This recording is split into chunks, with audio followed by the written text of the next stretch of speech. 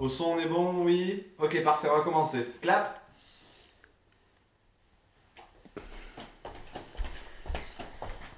Séquence 1, scène 1, prise 1.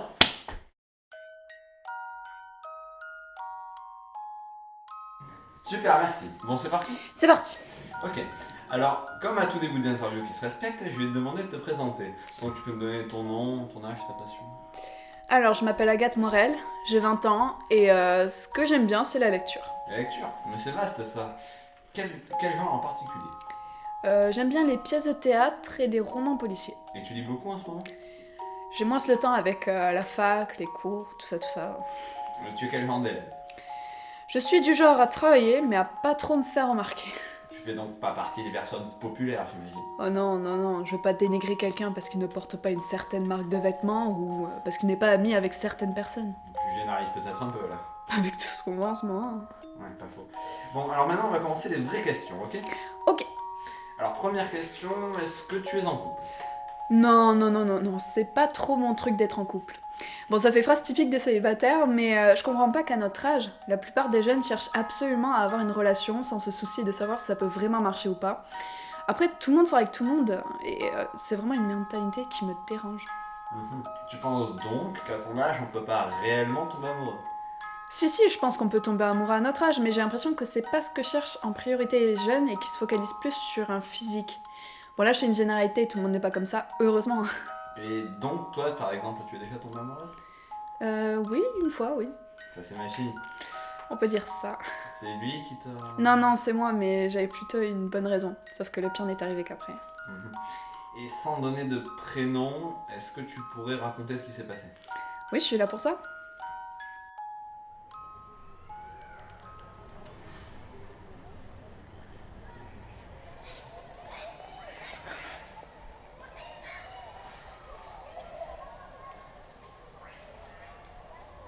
Pas mal.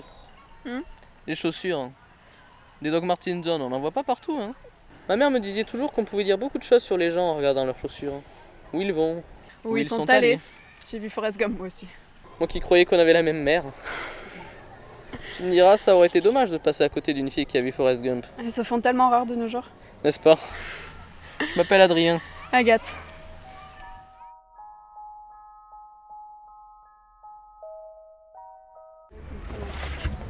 Qu'est-ce que tu fais?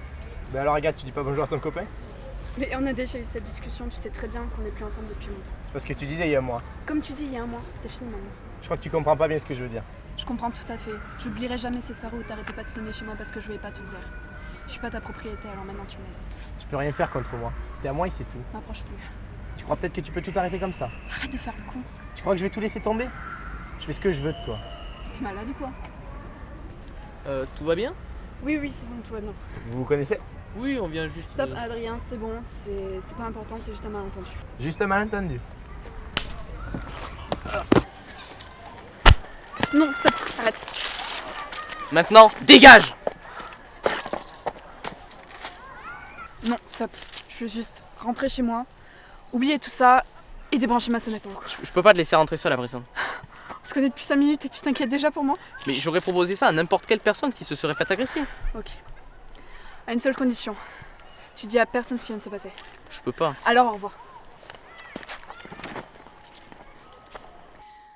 Je sais pas comment expliquer la sensation que j'ai ressentie à ce moment-là.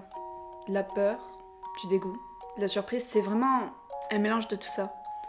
Je me suis même demandé si c'était réel parce que je n'ai vraiment eu aucune réaction. Depuis ce moment, je comprends pourquoi les femmes qui sont agressées ne se défendent pas. On dit tous qu'un coup bien placé suffit, mais ce qu'on comprend pas, c'est que quand on se fait agresser ou qu'on assiste à une scène du genre, il est quasiment impossible de bouger ou de se débattre. On est juste paralysé. Je suis allée m'enseigner sur ce phénomène de paralysie. Ça s'appelle la dissociation et ça nous donne l'impression que cette violence donc n'est pas réelle. Tu as dit à quelqu'un ce qui t'est arrivé au moins? Non, comme je vous l'ai dit, j'ai fait promettre à Adrien de rien dire.